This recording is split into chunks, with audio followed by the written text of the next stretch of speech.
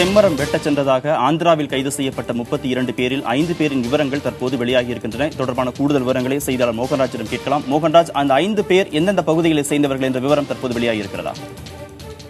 கார்த்திகேயன், ஆந்திராவில் கைது செய்யப்பட்டவர்கள் குறித்து இதுவரை ஆந்திர காவல்துறை தரப்புல எந்த விதமான அறிவிப்பும் வெளியிடாத நிலையில திருவண்ணாமலை மாவட்டத்தைச் சேர்ந்தவர்களாக இருக்கக்கூடும் என்ற சந்தேகம் கைது செய்த நேரத்திலேயே வெளியானது.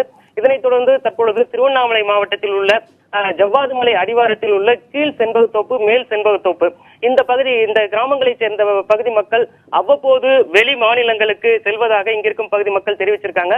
அந்த அடிப்படையில தற்பொழுது சமீபமாக, அதாவது தினம் இங்கிருந்து புறப்பட்டவர்கள் பார்த்தோம் அப்படின்னாக்கா, கீழ் செண்பகத்தோப்பு பகுதியை சேர்ந்த முருகேசன், சங்கர், ரமேஷ், கார்த்திகேயன் மற்றும் சுப்பிரமணி இந்த 5 பேரும் கேரள மாநிலத்துக்கு செல்வதாக, கட்டுமான தொழிலுக்காக செல்வதாக இங்கிருந்து சென்றதாக கூறப்படுகிறது.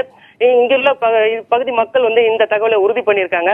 அதன் பிறகு செய்திகள்ல வெளியான விவரங்களை வைத்து பார்க்கும்போதுதான் இவர்கள் ஆந்திராவுக்கு சென்றிருக்க கூடும் அப்படிங்கிற ஒரு சந்தேகத்தையும் இப்பகுதி மக்கள் எழுப்பியிருக்காங்க கார்த்திகேயன்.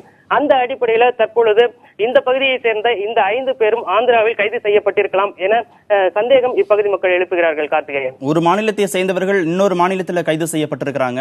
யாரார கைது செஞ்சோங்கிற தகவலை அந்த மாநில போலீசார் எவ்வளவு நேரங்களுக்கு உள்ளாக இந்த மாநிலத்திற்கு தெரியப்படுத்த வேண்டும்? இல்ல இங்க இருக்கக்கூடிய மாநில போலீசார் யாரார் கைது செய்யப்பட்டிருக்கிறாங்களோ தவறுகளை பெற வேண்டிய நடவடிக்கை ஏதாவது தொடங்கி இருக்கிறதா?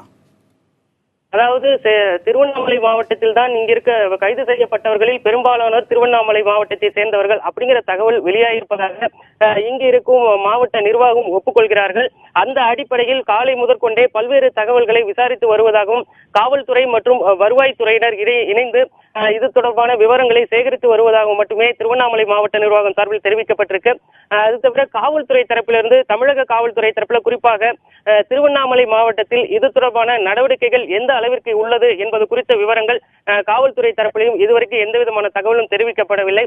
இருந்த போதிலும் கூட கைது செய்யப்பட்டவர்கள் விவரம் குறித்து தொடர்ச்சியாக தாங்கள் கேட்டுக்கொண்டிருப்பதாக மட்டுமே இவர்கள் தரப்பிலிருந்து ஒரு பதில் கூறப்படுகிறது. கார்த்திகேயன், இருந்த போதிலும் இந்த மாதிரியான நடவடிக்கைகள் எவ்வளவு நேரத்திலாக கைது செய்யப்பட்டவர்கள் குறித்த விவரங்கள் வெளியிடப்பட வேண்டும் என்பது எந்த விவரமும் மாவட்ட நிர்வாகத்தின் தரப்பிலோ காவல்துறை தரப்பிலோ தெரிவிக்கப்படவில்லை. கார்த்திகேயன்.